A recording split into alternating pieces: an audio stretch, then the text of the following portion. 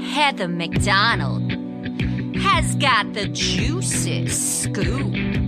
When you're on the road, when you're on the go, Juicy Scoop is the show to know. She talks Hollywood tales, her real life Mr. Segment serial data and serial sister. You'll be addicted and addicted fast to the #1 tabloid real life podcast. Listen in, listen up. Whoop whoop. Heather McDonald, Juicy Scoop. Hello and welcome to Juicy Scoop. Guys, don't miss out on my live Juicy Scoop Experience show that is coming to Sacramento September 29th and San Francisco September 30th. All tickets are at heathermcdonald.net. That is where you go to join Patreon. I have some new merch coming, some discounts available. It all is going to be there on my website at heathermcdonald.net. Drew Barrymore, the show is now back on hold. She has decided not to bring the Drew Barrymore show back and be a quote-unquote scab and break the picket lines. Now, what was interesting over the weekend is, Guy Branum, who was on my show Thursday, he explained it very well, why it was important. A lot of people that aren't in the business don't know, and even people who are in the business didn't really understand. Why was it wrong for her to do it? How did these other shows do it and not get the criticism? And he explained it really well. So go back to that show if you want to hear just a really intelligent way of explaining it. But she was getting a lot of criticism from myself and Guy Branum as well. And it's hard, Ross Matthews is her co-host or on a lot with her. He's a friend of mine. But I didn't think it was a good idea that the show went back. And I didn't think she was somebody that needed it. She has Garnier hair and she has furniture and she has, these really cute toaster ovens and air fryers and stuff that you could buy in the Drew Barrymore kitchen line at Walmart. This isn't her only stream of income. She isn't this, single mother that has to do this show. And then of course, but what about the rest of the people that work on the show?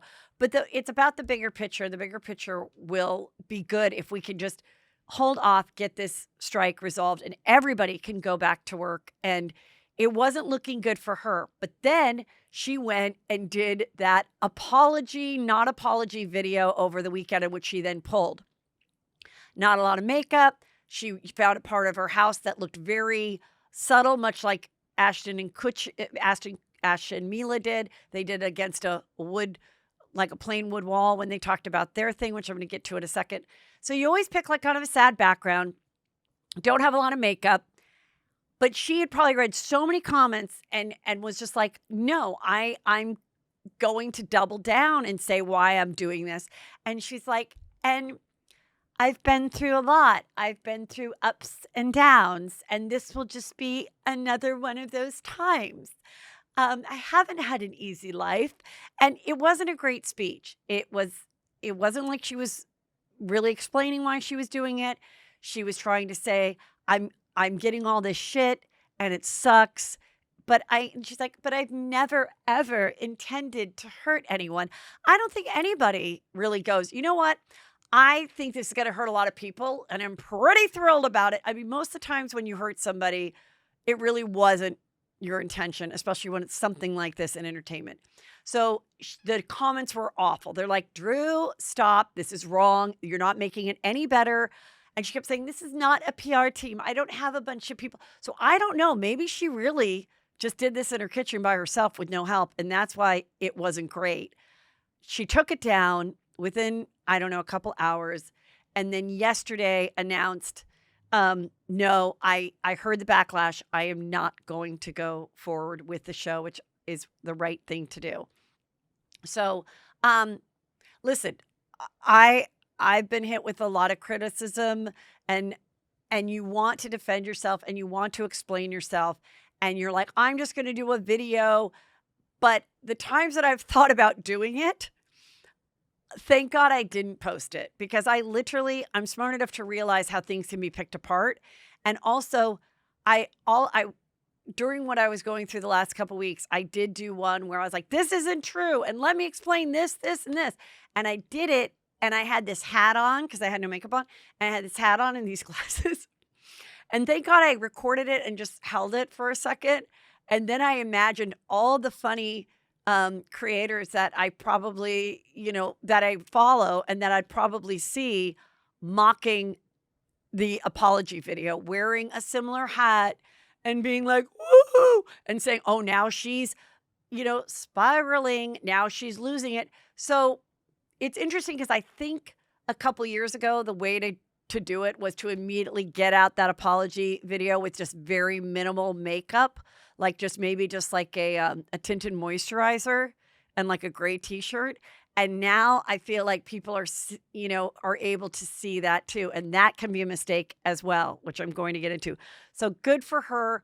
Hopefully this will end soon and the show will be back. And, there we go. Bethenny Frankel. Okay. She got herself in a pickle as well. This is the Zen Blonde brought up a really great point. Let me tell you what happened with Bethenny Frankel. As you know, Bethenny Frankel in the last couple of years has done these beauty reviews. So she shows up at TJ Maxx and films herself being like, so I'm at TJ Maxx and you know what? There's this really nice woman. She's my friend. She always compliments me on all the makeup that I buy here. But, sometimes I just use like a little bit of it. Like I just use some of the gloss or some of the makeup.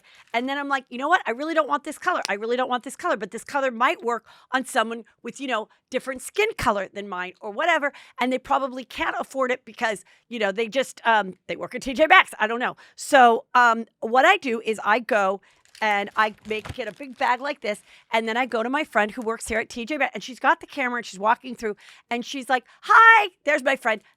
What's your name? And the woman's like, Consuela, hello? And she's like, yeah, Consuelo, hi. Look, I don't want any of this makeup that I bought here, but I know that you were like envious when you were ringing me up. So I want to give this to you. And then the woman is like, oh, I can't take things. That's like a bribe. I work for a big corporation.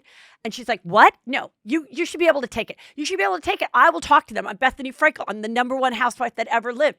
I'm the greatest. I'm helping people all over the world with Be Strong. I'm doing what it takes. I'm doing reality reckoning. I am exposing the fact that Bravo has completely exploited people by putting cameras in their faces. Do you understand? I can make it okay that you can take this bag of used makeup that I don't want. I'm going to make sure you can take it right now. You can take it. I know they'll listen to me. Okay. She posts that. And I think the first girl that I saw was like, let me tell you why this is wrong. She didn't know the woman's name. And the biggest thing I have a problem with, and I talked about it with Brandon and Julia, I don't like when people do acts of kindness and shove a camera in someone's face and kind of exposes that you probably need this act of kindness because you're not living as well as I am. I don't know why you can't just do the act of kindness and maybe talk about it after and say, hey, you know what I did today? And it was fucking awesome. I went to Walmart and I said, hey, what's on layaway right now? Oh, we've got 3 things from this woman on layaway. You know what? I'm going to pay that off. Will you please let her know that I paid off her layaway? I don't know who she is, whatever. We don't show the woman. That's a cool thing that people can do. Imagine how great that woman will feel when she comes in and she thinks she owes $80 and it's been paid off or whatever. There's things that you could do that you don't have to shove a camera in someone's face, but that's not how she works. So she got a lot of criticism for that. And then she doubled down and did another interview. Not another interview. She did another video where she's like, oh, so apparently I'm getting canceled because people don't want a bag of perfectly good makeup. I get a bunch of free makeup and I get a bunch of different shades and I don't need 3 concealers. I only need 1 concealer in my shade. So you know what I do? I make like I separate them. So like each person gets like a concealer, I like a really great moisturizer, and I give them out to people that I film. And apparently that makes me look like, like I'm the white savior or something. I don't really get it. I don't know why I'm doing it. She still doesn't get it. And in one of the comments, someone said, why would you think that someone working at TJ Maxx would even want used makeup that's open and not in their packages and stuff? And she's like, Bethenny wrote, because she works at TJ Maxx. Again, you don't know anyone's situation. You don't know if someone is doing that so they can get out of the house as retired. Still, that doesn't mean they want your used makeup. And again, don't put it on camera. That's my biggest thing. Don't put it on camera. I've said it over and over again. I don't like it when people do it with their kids. I just saw a really interesting I really saw a really interesting TikTok of how this girl played two parts, and she's acting like she's like maybe a 16-year-old child, and somebody walks up to her and is like, "Oh my God, I loved your family's vlog. I remember when your mom used to show you shitting in the corner because you were so scared, but you still had a diaper on. That was so cute. How's your brother? Did he ever recover from that skin issue that he had? He had eczema, right? And then what is going on? I know that you got your period. Did you figure out how to use the tampon yet? Like, and it's a sketch. It's not real. But this is what is going to be happening to people that have exposed their kids like this. And I really, it's weird. And we watch it, and I just think we've got to see how fucking wrong this is. What we're doing to kids and what we're doing to people, unsuspecting people that work at places, not asking for their permission. And the one thing that the Zen Blonde said in this, she goes, "Not the queen of reality reckoning," meaning Bethenny, "filming innocent retail employees without their consent."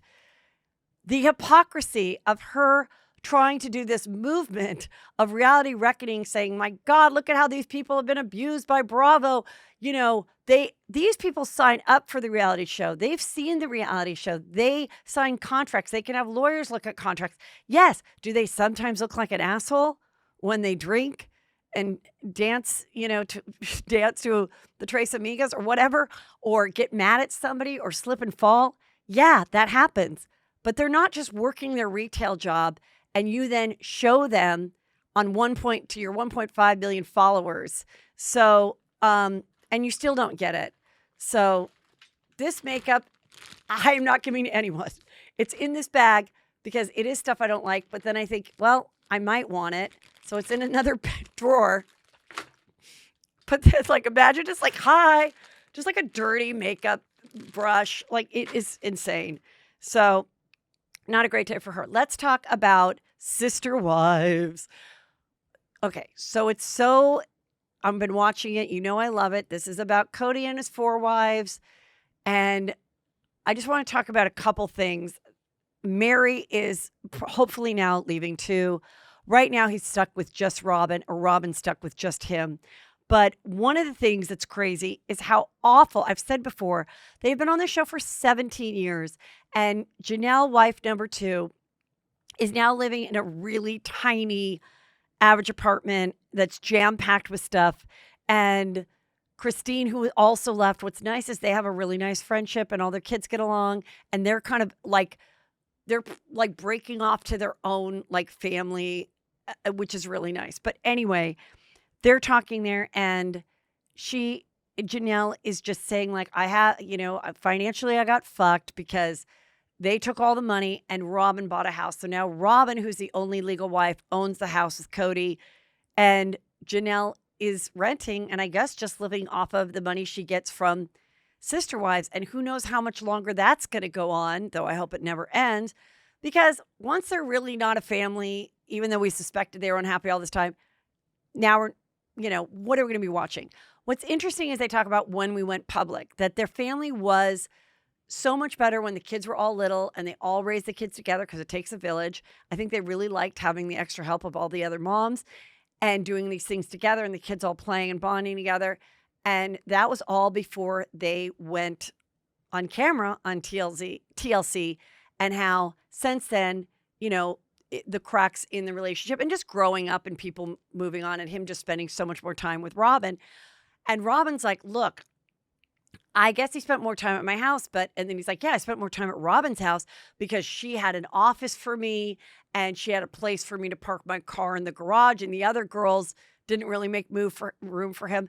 And I'm like, oh my God, if you're a sister wife, if you really want him around more, all you have to do is like get the softest couch, get him a lazy boy, make sure that his food is there. You probably have to be the best cook, and you have to have like the nicest bed, or the quietest room. Maybe you get the blackout blinds. Like, you make it that that's where he wants to sleep the most. And if you don't want him coming around, but you still like hanging out with your sister wives, then yeah, don't have very uncomfortable furniture, have like the shittiest TV, have the crappiest food, never good food. Like, I just thought that would be, I don't think anything this even has to do with being good in the sack or not. It's just like, who had the nicest home and who made it most pleasant for when I got there. So I thought that was interesting. And I always think it's really weird that they're always filming outside. For a while, it was because of COVID. Now I think it's because, then I thought it was because the girls are hoarders and they don't want, especially Robin, to show all their crap in the house. Now I think they do it outside because the cameramen are like, we just don't want to set up lights. We don't want to set up lights. We don't want to clear an area. Let's just park it outside. I'll wear a parka, and let's just film these two women bitching about Cody and how weird he is and how neither of them really want to be around him anyway. So there you go with that. Ashton Kutcher, a little catch up on Ashton Kutcher. He has, as you know, he did the letters with Mila supporting Danny Masterson before he went to prison, hoping to give a more lenient sentence. Got a lot of criticism for that. And then, but now he has stepped down from his role at this, he is stepping down from the positions on Thorn, which is an anti-child sex abuse organization that he started with his ex-wife, Demi Moore, back in 2012. He stepped down from it. He said, victims of sexual abuse have been historically silenced, and the character statement I submitted is yet another painful instance of questioning victims who are brave enough to share their experiences. So he spent a couple days. He regretted writing the letter. He regretted doing the video, trying to look like he was poor and sad. And that's why people, and myself, they should take my advice, should think about just saying yes when someone requests that they make a statement or do a video about something that they don't have full knowledge of. Being a public figure, you sometimes want to say, you know what? I don't know enough about that. Let me spend more time looking on. In the meantime, is there another way I could help you? Could I maybe promote your telethon or whatever? But I'm just not comfortable doing that video. There's things you can do for people. So he stepped down from that, which is unfortunate because he probably was doing good work for it, but it's probably the right thing that he steps down. And other sponsorships that he has, they have stayed silent. So we don't know if he's going to lose anything on that. We'll see. The other question is, will Scientology get rid of Danny Masterson? Will they expel him from it? I don't know. I mean, he's probably not a lot of use to them when he goes and does 30 years in prison. So probably they will. Now they'll do the PR movement. Oh, the PR statement. Oh, now we just don't want anything to do with Danny Masterson, even though they were the one that were such a big part of this case and silencing the victims. But watch, they'll be like, no, we want nothing to do with him now that he's in prison. Just like Jen Shah. No one wants anything to do with Jen Shah when she can't give them good TV, when she can't invite them to a fancy dinner in Vegas. You think they're visiting her in prison? No, they're not. But she's hanging out with Elizabeth Holmes, so that's okay. Russell Brand came out the night before this explosive article came out about how he has sexually assaulted over 4 women, 3 of which are remaining anonymous. But the night before it came out, he did a statement to his millions of followers saying, like, this isn't true. And I think they're coming after me because I'm such a trailblazer in what I discuss. And this is like, just to silence me. So a lot of people were talking about that first, and they're like, but wait, where is this? So now we know more about the women that have come forward, and it's a really, really disturbing story. As you know, he was married to Katy Perry for a few years, and we never knew why they got divorced, but they did get divorced after 14 months. And Katy did say in an interview that now people are kind of exploring, she did say back in 2013, she did an interview with Vogue, and she said about her marriage that she had a controlling ex-husband, and it was a really hurtful marriage. And she also said that she found out the truth about the comedian, and that's why she left. But she never said what the truth was. So people wonder, had she heard about these things? Because now we're finding out that Russell Brand's TV execs on a show he had allegedly considered removing any female staffers so that they wouldn't be assaulted by him. This is from the New York Post. So in this investigation that has been going on, he's been accused of rape and sexual abuse between 2006 and 2013. The claims were part of a joint investigation by the Times of London and Channel 4 dispatches, and Brand has denied these allegations. But all of this is coming up. One of the victims was only 16 at the time, which is legal consent, I guess, in England. But he was 31, and he called her the child. And then there's text messages from one of the assault victims named Nadia, in which he was like, wrote her at 3:30 in the morning, definitely referring to what went on and saying that was horrible of me and it was selfish. She says she was assaulted. And so that does kind of make a lot of sense that then he would send that text and say that. So it's all very bad for him, but excellent that these women are brave enough to come out, and we'll see what happens with that. Last story before I bring out our guest. Hugh Jackman and his wife have broken up after 27 years of marriage.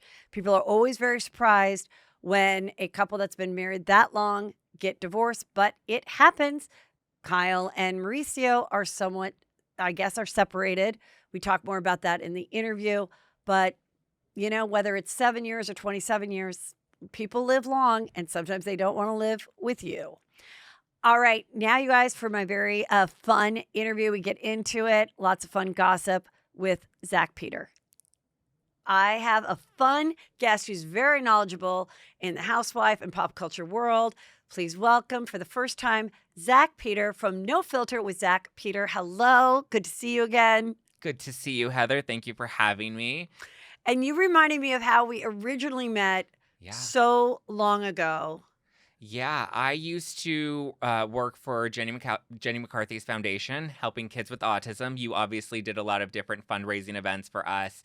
I know you and Josh Wolf, the whole crew, used to come out and do comedy shows to raise money for Jenny's foundation. So we had met years ago. I mean, like, I think it was a San Francisco event. Yeah, San Francisco. Those went to Laugh Factory. Yes. Okay. Awesome. Yes. Yeah. Well, I don't think I put all that together, but I always knew that you looked familiar and everything. And then when you put it together, now I see you at the event from 10 years ago. But obviously you do great work in this field, as if we're like in a medical profession. And let's get into it, because you just came from Erika Jayne's show, which is at the Hard Rock. Where is it at? House of Blues. House of Blues. House of Blues. Did you go opening night? I went opening night and Friday and Saturday. And give us the scoop. I mean, I know everyone's shading it. I know Sutton threw a little shade too, but like, I thought the show was great. We had such a blast. So we went Friday night, which was press night. So I brought a couple of my boys out. We did a whole Vegas trip. Good. And so we did Friday night, which was just, we came to see the show. And then I got a table for Saturday night because I wanted to come and support. But I mean, the show was good. She did her Material Girl coming on out. And then she did a lot of her hits. It's expensive to be me. And her new lip gloss song. Have you heard Lip Gloss? No. Or Drip Drop. It's drip Drop. You have to listen to it. It's about It's the new And expensive. how many dancers? How many people are in the show total, approximately? She has these 3 like really hot dudes that are kind of like the main attraction outside of her. Like, women will love it and gay men will love it because the men are like out there grinding on the stripper pole with her. Okay. So, and then she has a couple of other dancers that are in and out throughout the show. And how long is the show? It's about 2 hours, and that's pretty she decent. actually sings in a lot of it. I don't know if she sings throughout the whole thing, but she does some You mean acapella. you don't think it's just the singing over it while she's dancing? Because I think it might be a little bit of both, but there are some moments where she really does sing in her actual voice. Because, I mean, listen, I've come out to do stand-up and I've moved around a little to a dance, and I'm like fucking out of breath for the first 5 minutes of a joke. So like, I never understood how people expected, major stars to be like dropping it hot and everything and coming up and still being able to belt. So I know a lot of stars, when they perform and dance, are singing like along with the track or whatever. But that's cool. So now I think Now, how much weight do you think she's lost? Oh, my God. I mean, at least like 20 pounds. She's tiny. But I mean, seeing her on stage with her body looking so banging, being she's now 50? Like, that is insane that she is just like, out there dancing, and she's in her skimpy little outfits. Like, you know, I think at one point we may have gotten a little cooch. Like, she was just out there, like, fully patting the puss. And Well, as a gay man, I yeah. was like a little turning on the other side. I was like, I don't know, Erika, meet me backstage. I think, you know, I've interviewed her. I know her whole life Yeah. story very well, and how she started doing this was that she was bored being the rich wife Yeah. and shopping. And she got a postcard to go to this other colleague of Tom's wife's cabaret show. Yeah. And it was by a musical director of somebody she knew back in the day when she was performing. So she like got in touch with him, and he's like, we can do the same thing for you. And that's when she was, you know, having fun and doing this. I'm sure it wasn't profitable. We know it cost a lot from the Amex bills and stuff to have this career. Then she got on Housewives. And I was, when the scandals happened with her husband, I was like, will the gays and people ever come in droves and cheer her on because she had the stink on Yeah. her? Was she involved? Did she know? Now I feel more and more people are like, and I never really knew for sure. I just always sort of explored it. You know, chances are she was the wife Yeah. that was told spend carte blanche. Yeah. She did. For the last 10 years, they probably weren't boning. She Yeah. knew he had mistresses. People knew he had mistresses. People he had lunch with at the Mortons or whatever it was. All this stuff. And so I really applaud. I applaud her. Yeah. For putting this together and going for it. And the fact that the tickets are inexpensive. Welcome to selling tickets, people. Not only it is that, not easy. But the tickets that people are talking about are standing room tickets. They're not like the tables or the seats at the house. It's literally to just stand, to get into the door and stand by the bar, which the venue is going to want to bring people in because they're going to buy from the bar and they're going to buy food. And I was like, that's great. Great for you. Yeah. If you're curious and you're in Vegas and you guys are having a bachelorette party and you don't have tickets to go to anything else, how great that you can go for $7. Who the fuck cares? Yeah. I do wonder though, when she was doing it, because being someone that, you know, I travel and I perform and have for a long time, and you know, you do get strategic about where to go and how big of a venue and how many nights you can do because you want it to sell out and everything. In my opinion, I do think this might have been too many nights, too close to BravoCon in the same city.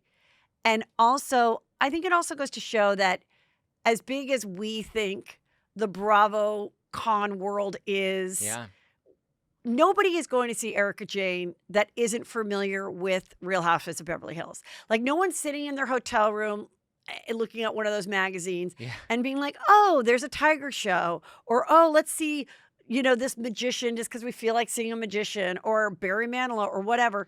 The only people going to that, otherwise they'll go to a more traditional like Vegas show. Yeah. I will say I was surprised that it was as full as it was opening weekend, considering Beyonce was performing across the street. So we had a lot of the Beyonce audience there. I mean, from what I've seen, the room is still consistently full. Yeah. I think like the tickets that everybody was talking about were like for the tickets in like December though. Yeah. So I mean, people are always looking for something, but like, you know, she's always been nice to me. Yeah. And whatever happens. And at the beginning, I felt like when the stuff came out about the sham divorce, like I was never like an Erika stan. Yeah. I was like, okay, maybe like this does look a little fishy. Like, what is this? And then once you actually, you know, put on your thinking cap and do a little critical thinking, you're like, okay, she's trophy wife number 3. Like, how much is Tom Girardi coming home and while they're out eating it, you know, having their steak dinner, he's like, yeah, babe, this is paid for by the orphans and widows. Like, he's just not disclosing any of that information. Like, I think the longer they were married, the more their relationship kind of started to sever. And we did see how when she would try to get involved in the conversation, there's him being like that dick that's like, let me finish, Erika. You know, so like I believe when she was like, what's up with all these lawsuits, Tab? He'd be like, Erika, stay out of it. It's all fine. It was just, you know, like that's why I think she was like, all right, like, well, I don't want to read a bunch of papers either. Like, and why would you ask questions? He's a powerful lawyer in Los Angeles. Right. And also when she always said, why would I have a prenup? He's going to destroy me anyway if I ever try to leave. Yeah. Like, she knew that. Yeah. She knew that she was sleeping with the devil. Yeah. And that's why she wanted to have this whole other life with her gay dancers and fun, because she was done being the bored candy, chick yeah. shopping and going in Europe, and she was like, "Go take your mistress." Like, Yeah. I don't care. Yeah. I'm glad I don't have to like hop on the Penguin. I don't Yeah. care. She's over it. Okay, so let's talk about the competency hearing. Oh, So man. he had his competency hearing, and this has been so juicy. So just to update you guys, his defense basically is his people are like, he's not competent. He has Alzheimer's, dementia, all this stuff from a combination of just being old, but also when, he got in the car accident in the snow or whatever that story was. Flipped his car 5 times. But there's moments where he seems very competent. One being that he can sit there for 8 hours. Yeah. And not get tired or not fall asleep or not get agitated, like maybe someone that is struggling with competency. And the other part was the fuck you. Who did he say fuck you to? To the prosecutor. Oh. I think he said it like subtly, and then the prosecution was like, Your Honor, we would like the record to reflect that he just said fuck you to me. And then everybody in court was like, whoa. Because I don't think he blurted it out. I think it was like a little jab that he was trying to throw onto the table. And it does seem like the way he was showing up in court with like the disheveled sweater and with the slippers. food on He was it wearing and slippers. like they didn't take his clothes, No. And or even if they did, go to TJ Maxx and buy him a fitted blazer. Like, come on. But even if he was losing it, he has somebody that's taking care of him. I think, but even if he was losing it and they were like, Tom, because I have friends and I know people in my life too that started to lose it as they age. And you could say like, Mr. Girardi, we're going to court today. Yeah. And he'd be like, get me my best gray suit. Like, Yeah. even if he was out of it, he wouldn't be in this scruffy thing. But does it behoove Erika, and I don't know the answer to that, so let me get your opinion, for him to be incompetent or to be competent and lying about being incompetent? I think it's easier for her to believe that he's incompetent, because if he's not truly incompetent and he's playing everybody, then he's playing her as well. And I think the deception and the betrayal is a lot deeper. So I think it's easier to just believe he really has Alzheimer's, he really has dementia, he's really lost it, and he doesn't remember what he did to me, and that's why he's able to keep up. But legally, I think it's better that he's lying about being incompetent For because her? because then it's like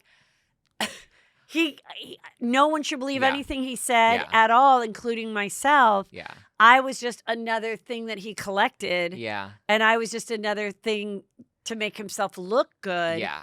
And that's what I think. I agree with it from the legal perspective, but I think people also forget that, like, she was still married to him, and he did kind of save her and give her a life that she didn't have prior. That I think there's this weird, like, maybe it's trauma bonding or something, but I think there is like a weird love that she does still have for him. Like that I don't even think she can go to that place, because I feel like the betrayal, like, think about it, your whole life was spent on the backs of orphans and widows. I mean, obviously there are many other victims and cases involved, but it's just like when that's what your life has become, is like, I had this entire career and now I'm attached to this whole embezzlement scandal. Like, it's awful to even think about. You know what I predicted that did not come true, which says something about the ladies of Beverly Hills in a good way, is when I interviewed her, I was surprised that she didn't that her child was being raised by the dad on the East Coast.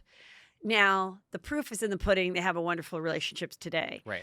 And also, I wouldn't like it if she was criticized for that, because that's very unfair to women and the standards that people and women. Right. And obviously, the son turned out wonderful. Like, he's a cop. He's got a great relationship with both parents, blah, blah, blah.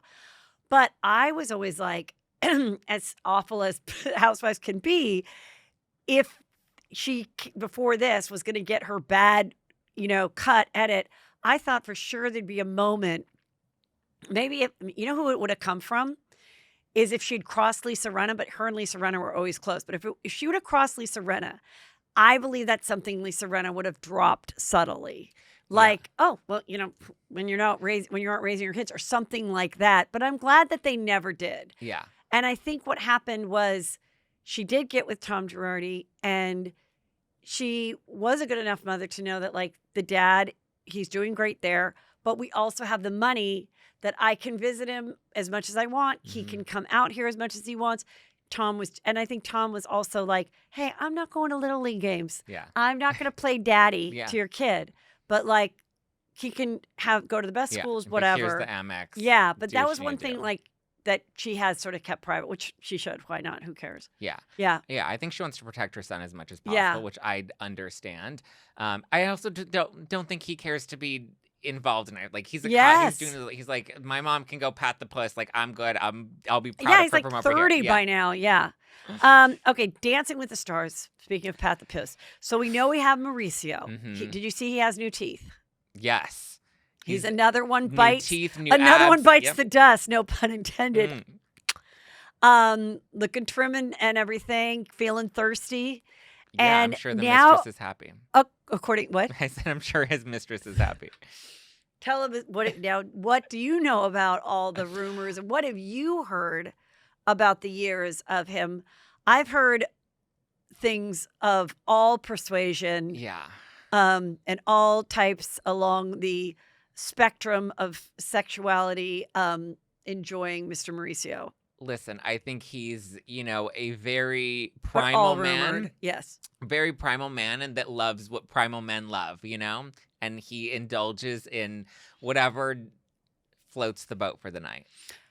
Okay, so we are okay. So, meanwhile, while he's twirling around in the dance studio with his dancing partner, which oftentimes that sparks romance, Yeah. because your bodies are close. You're spending 8 hours together. You're so close, trying to win. You have emotions. Your feet hurt, Yeah. and our bodies have never been trimmer and more hot. So a lot of romances happen then. Brian Austin Green is with his dancing partner and they're married and have kids, whatever. So while he's twirling around, Kyle Richards is twirling around in Paris with Morgan Wade. I'm gonna make you love me, filming the documentary that the whole world has been asking for a decade. Unbeknownst to the fact that nobody even knew who Morgan Wade was up until 6-8 weeks ago. But now we need to know about her life and what is it like to get up at 5 a.m.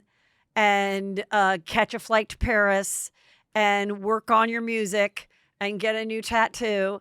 And I mean, Do you think that this is a lesbian lover relationship? Are you convinced that they're...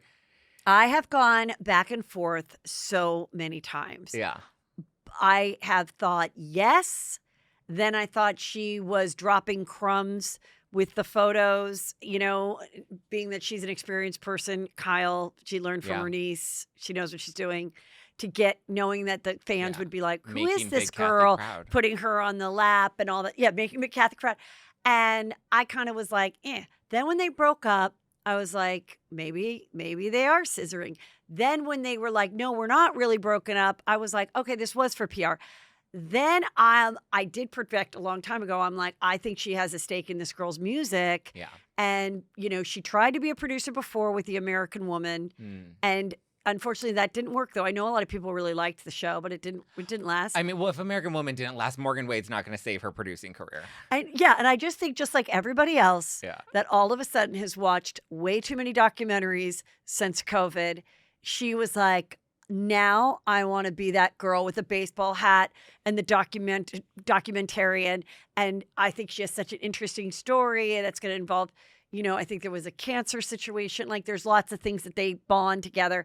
And I think that was her goal, and she got the funding for it. But I think she maybe doesn't want to totally now reveal that there's romance, because people were critical of the May-December romance, the age difference. Yeah. I mean, but come on, though. As somebody that works in entertainment, would you ever be like, let me make a documentary about this woman's life? Like, the interest in it, like, it's so deep that it's like, it's fucking weird. Like, it's like, and we're not talking about how weird. I get it. We're not trying to out anybody. And Kyle has her own journey and whatever. If she wants to scissor Morgan, then let them be scissor sisters. Nobody's going to judge them for that. But, like, it's weird. And I have lesbian friends and they want nothing to do with me sexually. Yeah. So I do think you can just like a straight guy can have a gay friend. Like, I do think it doesn't mean, But that's a however, really hard situation. However, Yeah. Andy and John Mayer, but again, it can happen. But like, I think she wants us to think it, whether it's happening or not. And I think it would be a wasted opportunity if it wasn't. It's like going to an all-you-can-eat buffet and not trying everything. Not trying the sushi. Yes. I think Kyle's never, as we saw from the psychic on Beverly Hills back at the dinner from hell, I don't think Kyle was ever emotionally fulfilled by Mauricio. I think that they kind of were just partners and that, obviously there was the sexual chemistry, but I don't think the relationship ever went deep because we've never really seen the relationship deep on Beverly Hills throughout all these seasons. We've never seen them have conflicts or fight or, we've never seen the relationship. I think they played it really well. And it was one of the things that I always said, for someone who has a family and a husband, Kyle really comes off great and unscathed in it. And then people started to notice in the last couple of years, she doesn't put herself out there. She's always the one that's kind of like, not necessarily stirring the pot, but acting like she cares about other people. But so then people started to see it and she started to lose a little bit of popularity in things. And I think that, they had a great marriage and growing together and building this together, and I think that they had a sexual fun relationship too. But her mom, the Kathy Hilton, Kathy Richards, the big Kathy, always taught the girls. Like when I interviewed Kyle, she was like, my mom taught me that you make that the home the nicest place your husband has been all day. So even if you can't cook, you like put some garlic in a pan with some butter and you get takeout and you put it in beautiful dishes and you light the candles and you have a martini waiting and like that kind of thing. And I think she was a really great wife and homemaker and mom. But you get to a place and, she's such a big star in her own right. Now the girls are doing great with him on the thing. Yeah. And I don't know if they'll actually get divorced because there's so much to actually split up. And I think they're always going to remain a family. Yeah. And I think a lot of people now, fortunately, when they get divorced, when the kids are older, they can remain a family. They can be at that 1-year-old grandchild's first birthday together and they don't care. If they can, it's a beautiful thing. Yeah. Because they just don't want to be married anymore. And I think the fact that he's like, oh, Morgan's great. She's great. He's jerking off to her. He thinks it's hot. Like, I just don't think he cares. No. I don't think he cares because I don't think the love was that kind of love that would be jealousy. Yeah. I think it was just like, It was always very surface. It was always very sexual. It was never very deep, which is why I think now that she's gone sober, and I think now she's going through some sort of identity crisis. Which is great. She sees Beverly Hills ending for her. She's not going to do this for another 5 years. Smart. Yeah. And she knows that that's not going to be there forever. The kids are all grown. Mauricio's off doing the agency, and he has his reality show that I think she's trying to figure out what the next chapter of her life is going to be. And I think she happened to find Morgan Wade, and they have a really deep emotional connection that she's never had with Mauricio. So I don't think that they're really scissoring, but I do think that there is a really deep emotional bond. My fear, though, is that Morgan Wade might be catching feelings because this is a tale as old as time within the gay community. With lesbians. You have your straight friend, you're gay, and then you kind of develop feelings for your straight friend, and they're not going to develop feelings for you because they're very much straight, but there is just this deep connection, and then it does get a little confusing, and then somebody gets hurt in the end. So I think that Kyle's maybe playing with fire. Let me ask you something. With gay men, I know a lot of gay men where sometimes the two gay best friends have never hooked up. Yeah. Sometimes they have, and I find there's a lot of gay couples that, surprisingly, unlike heterosexual couples, are able to then continue to be friends. Yeah. Okay, gay men.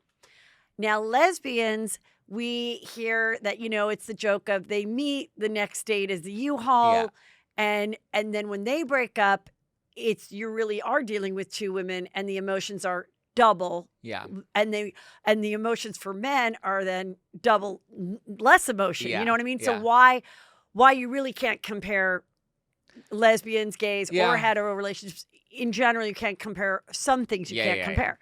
So so who knows? I would hope that whether it was romantic or not, it'd be really great that if they could remain friends. And she's done a lot for Morgan's career. Nobody knew of her. Nobody knew Morgan before and if this can get her in a different position of media power and being an executive as she enters her mid-50s and can help other younger artists, then I think that's a really cool career shift away from, being in a shiny dress, talking shit about someone's table napkins at their party. It's very generous of Kyle's power and the interest in Morgan Wade. Yeah. But I like where we're going with that. Okay.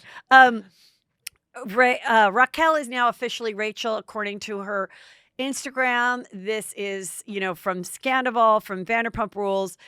Tom Sandoval was blocked, and he said some shady things since he's been interviewed about her blocking him. He wished her a happy birthday on Instagram. She took a photo of that and then put on her stories that he has now been blocked. And he said, according to By Wig Hello Drama, a great Instagram account that I talk about a lot, quote, when somebody said she blocked me, I was like, oh, okay, whatever. Maybe her parents are going to dock her allowance this week or something. But to post that on her story is pretty childish. Yeah. He really said that. Yeah. He also called her thirsty and immature for doing that. That is so not surprising, but so rude. I guess nobody is going to come above having any respect for anybody in this because they're all thirsty. They're all childish. They all are using each other for content and sweatshirts and everything. And I understand that's the world we all live in. Yeah. I'm a part of it as well. But he really isn't too bright because he could have said so many things that could have made him look better. Better in this. Yeah. Like he could have been like, hey, I totally understand. And it's probably for the best. Yeah. Maybe one day we could be friends. Probably not. But you know what? Good for her. I get it. I understand it. I respect her needing to take some space. She's going to do something else with her life. I predict she's going to get into the wellness lifestyle. She's going to do Fit Tummy Tea on Instagram. But also just doing something like flower arranging. This is a great way to, make your couch go from summer to fall with just a few throw pillows. And here's a charcuterie board. Too. Like that kind. I think she's going to try to go towards that. Yeah. And, I remember what I wanted her to do. And I remember I said this to Lala, and she wasn't watching the show and she didn't listen, is when she broke up with James. I was like, she needs to leave the show. Yeah. And she needs to go join who I call the Cupcake Girls. The Cupcake Girls are these girls that are friends with Gretchen Rossi that are all over her Instagram that for some reason OC have never been able to cast. I don't know if they're too nice, too normal, too rich. The husbands don't let them. I don't know. But they're these tiny size 0 girls that do these huge elaborate birthday parties for each other, about 2 a month. And it's like everyone wear Tiffany blue. Yeah. And then they have a 5-course meal that no one eats. And I just look at the photos and I just want to eat a cupcake. Okay. I said, why doesn't she go and marry a rich guy and become a cupcake girl and be friends with those girls? She missed the window now. They'll never have her. No, I thought once she broke up with, once we saw her sail off into her little, at the end of last season's reunion, I thought that was the last we were ever going to see of Raquel. And then she comes back in just really coming after Katie and Schwartz and trying to pick, and she can't, come on, Raquel and Katie, that fight was so sad. Do you think, and then we'll move on, do you think they were seeing each other before the 7 months that we were heard? I think that there was probably flirting and a little touching, but I don't think they went all the way just yet. I agree. I think there was a little bit of a vibe before. But I mean, listen, she's happy now. She can be Bambi frolicking in the flowers like she is on Instagram and live her best life, her cupcake life. Bambi-eyed bitch. Bambi-eyed bitch. What do you think of New York Housewives, the new one? Are you enjoying it, liking it? What do you want to see happen? Bless her soul. Bless her heart. It's cute. It's fine. I don't get why everybody's overhyping it. It's not that interesting. I'm not looking forward to it every single week. I think it's cute. It's nothing compared to the original RHONY. Nobody would have cared if we didn't call it RHONY because we cared because we're what is the reboot going to be? But it's let's be honest. The original RHONY was never supposed to be a show about, true representation in New York. It was called Manhattan Moms, and it was about these, affluent, kooky ladies that have a lot of money that that like, are fighting to get their kids into private schools. Like it was never supposed to be a relatable show. It was always kooky, wacky, out of touch, and we were meant to laugh at how ridiculous these women's lives were. I just said the same thing. I was talking to my girlfriend about it, who she's been watching it as long as I have. Yeah. She's not in this business. And she's like, I like them. They're nice. I go, yes, they are relatable. But you know what? Like, who was that? There was that one influencer that like lost everything because she talked about being relatable, and I'm not relatable. But like, you're right. When Real Housewives of New York started, it wasn't relatable. Yeah. Only the people that lived in New York on the Upper West Side could relate to them. Yeah. And us sitting at home, we were like, what's it like to live in a penthouse? Yeah. What's it like to go to Central Park and walk your dog? We were watching it. What's it like to get into the hardest private school? Yeah. Like, it wasn't relatable. These women are more relatable, and they are likable, and they like have nice personalities and stuff. But nobody is like, even Jenna, who has the money, I guess, the older one, her apartment and her closet are like, wow, but it's not, I know it's so expensive in New York, but to someone who's sitting at home in Texas, it's still not that, oh my God, look at this place. And like, so I'm kind of like, I think that's it. And they just don't have a history. So even when they're making each other laugh, which there was a fun scene last night where they're telling embarrassing stories, it's not the kind of laughing that would happen between Sonia and Luann, because they've known each other for 20 years, and you're rolling over peeing, or when you have a good friend, and all of a sudden you give them a look, and you're dying, and your other friends that don't know you as well are like, why are you guys laughing so hard? And you're like, just because they were cast. They were just cast. I think that's why like OC is doing better this season, is because you have like Heather Dubrow, Shannon Bedore, Tamara, and they have a history together, and we're invested in that history because you can feel that chemistry, whether they're getting along or not getting along. These women were all just cast on a show. They're all trying to get to know each other and like trying to like each other, and also trying to like kind of create a little bit of drama, like but it's not really like the fights that have happened, and it shouldn't be about fights, but that's what the show is. It's about these women fighting. Aaron, took Uba's phone for 45 minutes. I would freak out too if my phone was missing. I wouldn't think it was very funny. But okay, so they're gonna have a big fight about that.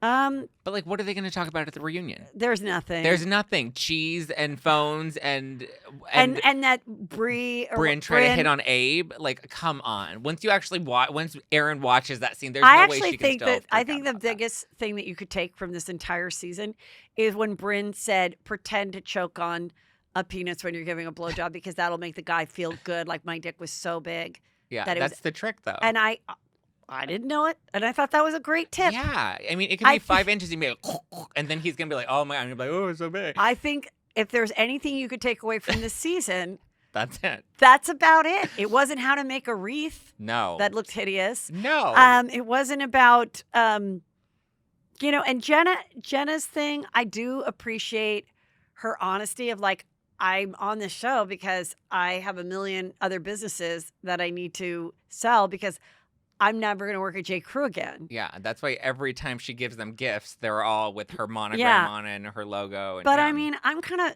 know everyone dies for her. I don't think she's all that interested. Like, she's okay. Like, she's the way quirky, she talks, but like. And she's just like, well, yeah, I think that this is really quite amazing. It's not what I do, but I'm not her. Like, it's just kind of like. She's not a housewife. It's such a mixed match. And then I also I don't really like that Brynn and some of the women flirt with her all the time, because we've had lots of bi women, but she's like the first out lesbian. We have Miami, Julia. Oh, she's not that memorable. But. And you know what, Ariana, what's her name, Adriana? She kind of does it with her too. Oh yeah. I don't know, for some reason it kind of bothers me, and it kind of like seems sort of. It's like the ultimate thirst. Yeah. Like, you're not a lesbian. There's one lesbian here, and you're so thirsty for attention that you're flirting with this woman that I'm sure wants nothing to do with you, whether she's single or married or not. Just because she's a lesbian doesn't mean she's automatically going to want to be all over you. Want to look at my tit? Like, I don't know. It really bothers me. Yeah, I got that. It's weird because they're not genuinely interested in like each other. Yeah. Okay. Salt Lake. Oof. The rumors. Yeah. Let's bring back husband. Let's talk about this. Do you know that? I mean, I saw a really funny meme comparing Meredith's family with with Brooks and Chloe. Is that her name? Yeah. And the husband, and comparing them to Schitt's Creek. Oh, I saw that. Yeah. And I was like, so that is so true. And Whitney pointing out that they have rented a different house every year. Season, yeah. And yeah, some people like to rent and live in a nicer place than they could afford to buy. Yeah. And that's their prerogative. Yeah. And you're on a show like this and you're scrambling. But it's also Whitney's prerogative to point it out. Yeah. And do you think Meredith has fucked everyone in half of New York? I mean, not New York is a big city, but I think there's probably been more than a couple guys. Yeah. And there was that. So the rumor was that it was that one guy that was seen on some of the New Red York Scarf, episodes. yeah. Not Red Scarf. Oh, not Red Scarf? No, it's another guy that sort of had like a kind of a larger build. Okay. And he was like a Ramona friend or something. And that was the rumor that guy also did Jen Shaw and her. Oh. Yes. And that's when Jen Shaw was eating her out at the steakhouse? Did you hear that rumor? Tell that rumor. That was a rumor on Reddit. I think I've heard it. Okay. And I think they made fun of it on the show at one of the reunions or something. But that they like hooked up and then like Meredith and Jen Shaw. Yeah, and that like Jen Shaw ate her out at like a steakhouse. That they were all there, and then Jen Shaw crawled under the table and like was fooling around with her. And I'm like, maybe like they were joking. Maybe it was done in jest. But I think the story, like, I don't know. I don't really believe that. No. I don't believe that any of these girls. I don't think any of them have hooked up. I think they're all too selfish and lazy. Yeah. To bother hooking up with anybody that's not on camera. Well, maybe the new girl. I think she's the one that I think would get down the most. This one? Yeah, Monica. Is that her name? I mean, talk about the fact that her story is super juicy. Yeah. That she boned her brother-in-law. Yeah. And for 18 months and got kicked out of the church. The church stuff is interesting. Yeah. The Mormon thing. I just saw a TikTok with this girl doing a TikTok while she's folding baby clothes, and she's Mormon, and she's like, I might, and she's like, I have no followers, and even this didn't have a lot of views, but somehow it popped up in my thing, and she goes, but I love this church, and it really bothers me that Bravo showed a photo of the sacred underwear. She's like, I just don't know that they would make fun of anything else that's like a sacred thing in other religions like that. Yeah. And then other people that were Mormon were like, shut up. I'm glad they're exposing it. Like, this is weird. And, all that. I feel like I just thought it was kind of an interesting perspective because I was thinking about it. Like, I was raised Catholic, though. Yeah. I'm totally fine talking about all the things that are wrong with the Catholic Church and all that type of stuff. You were raised Catholic, too? Yeah. So it's like, but there's still things that you and I probably take from it that are nice, that keep us like moral or whatever, or we look forward to it, or the smell of the, benediction or whatever, like there's things like that. But, and I think maybe because our religion has been so talked about and exposed and the negativity, and there's so many movies about things that are effed up about it, maybe because there really hasn't been much about Mormonism in the media, that people that are Mormon might feel like they're being somehow attacked or something. Yeah, but I mean, there's interest in it, and it's like you can't hide from these things, Like at some point it was going to come out or be exposed, and like if anything, like at least it's highlighting the Mormon Church, and like some people. Yeah, I was kind of surprised that Jack, I know, her son, who was the CEO of Great Wolf Hair Care or whatever it was called. I'm mad I never got on the PR list for that. I was on Reza's PR that list. He's doing the mission, and I just hope. Once he does the mission, that he's also has some of those jars of, hair gel and like can sell some. But I'm actually really surprised, and I think it's kind of interesting how they would feel, because it's like I remember like being a little kid and this nun coming to speak at our school, and she's like, when I decided I was going to be a nun, my parents were so upset, and as a little girl, I was like, well, wouldn't that be the best thing you could do? Like, isn't that what all of our parents want us to do, is to be a nun and a priest? And I remember I went home to my mom and I'm like, Mom, wouldn't you be happy if I became a nun? And she was like, no. She was like, no, that means you never can get married or have kids. And I was like, oh, I thought that was the ultimate, like being the good Catholic. And so I think it's kind of like, of course, the mission is just 2 years. And in some ways, I think whatever they do on that mission sometimes makes the best sales business people because they get so much rejection, which is why so many Mormons are very successful in business, I think. And but I was sort of surprised the way he was portrayed in the previous seasons. I'm very shocked that he would go do this versus going to college and being. I also saw a video of him bragging about how much money he had in his bank account. Yeah. A TikTok where someone's like, how much money in your bank account? And he's like, which one? Well, yeah. And it was a bit of a plot twist. I don't even think Lisa saw coming. No. I know. And I don't think she totally loves it either, but she's trying to be like a good mom. How do you want your son to go on the mission and you're over here, hacking the tequila brand? Like, that Mary Cosby thinks he's going to kill people. Yeah. And you don't get to go to a football game. Which, let's be honest, it's not that readily available to kill that many people. It's only available in like Utah. She has sent it to me. But you can't buy if you're a consumer. Listen, I never really do shots, and I did try the different tequilas at the end of my shows when it was, the 818 and Kathy, and I'm like, I know what good red wine is, and I know what good champagne and Chardonnay is because that I do have a palate for, but I don't have a palate for vodka or tequila. I really don't know. I have a palate for vodka. I don't have a palate for tequila. So I wouldn't know. Like, I guess I could tell a difference if it was, the Azul shot or whatever. I don't know. But I'm not so. I think it's so weird that people do shots at all. Like, I'm like, I don't. Well, I feel like most people just do shots to get fucked up. They're not doing shots but that's why I feel. That's why I feel like it's. Unless weird. you're Denise Richards and you want it, college, it neat, reposado neat, But I feel like past college, it's just weird for me to see all these 50-year-old mothers doing shots. Like Kathy Hilton wanting to do a bottoms up on Beverly Hills. Yeah, like I guess it was. Okay, so what do we think? I just realized Mary's not in this photo, and this is the latest photo. What do you think about them bringing back Mary? Listen, I think Mary's the cult leader. Yeah, I think or Mary. Maybe not cult leader, church leader. I don't know what you want to call it, but yeah. She's great television. Yeah. She's hilarious. She's always going to be quirky and eccentric. I don't know. Personally, I like her. I think it's a little weird that Twitter will drag Ramona Singer, but they praise Mary when I think they're both equally terrible people. And I think that the hypocrisy is kind of funny, but she's a terrible human being and she probably does run a cult, but she's great television. I mean, I think that's what they needed. They were just we're losing Jen Shah. We'll bring her back. She literally cares about nobody in the cast, hates her husband, kind of likes her son. And and is just a snob. That's her whole character. She's not mentioned the church at all. Yeah. She's not mentioning God at all. No.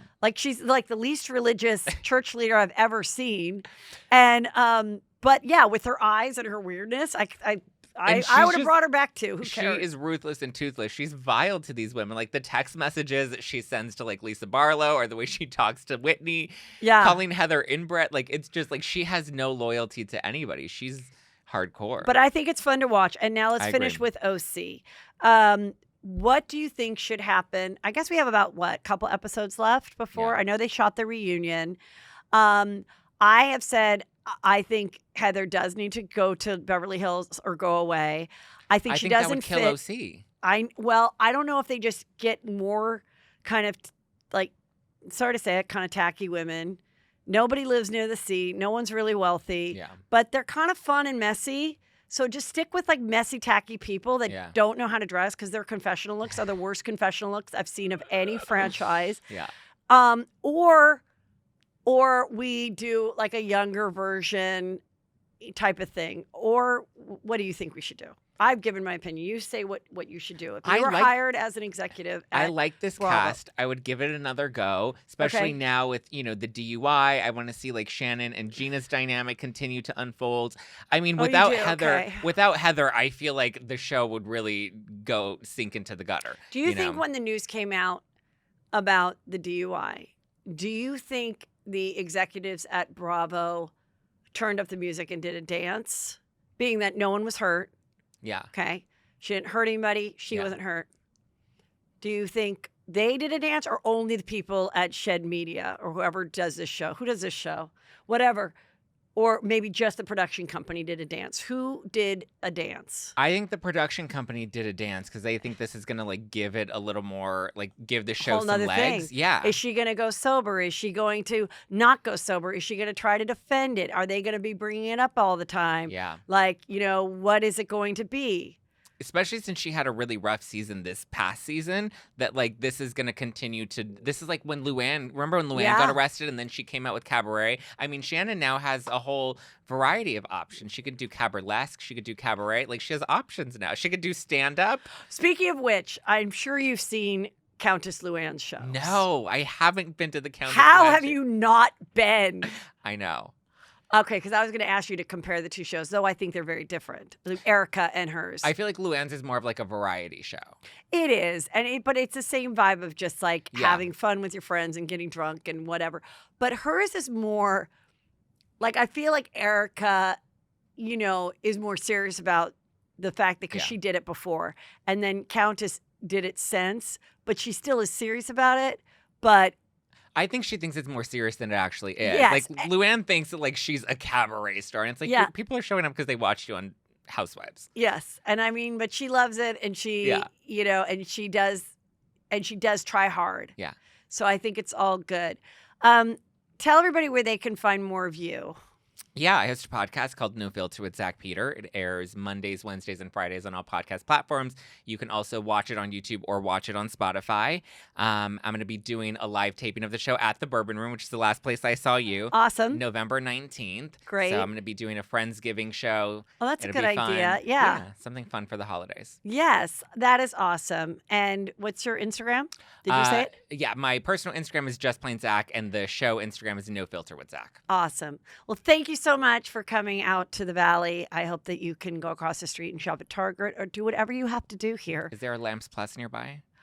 You know what there probably is? We have the best mall. Yeah. The Westfield Mall. Mm-hmm. We have the Topanga Social. You can go to that Target. There's also Neiman's there. And Hermès is, I don't know if it's ready yet, but Gucci's there, Louboutin. I have to do a little shopping after this. Yeah, I mean, you might want to. Just take advantage. Go to the Village for lunch. Yeah. Enjoy the 818. Thank you.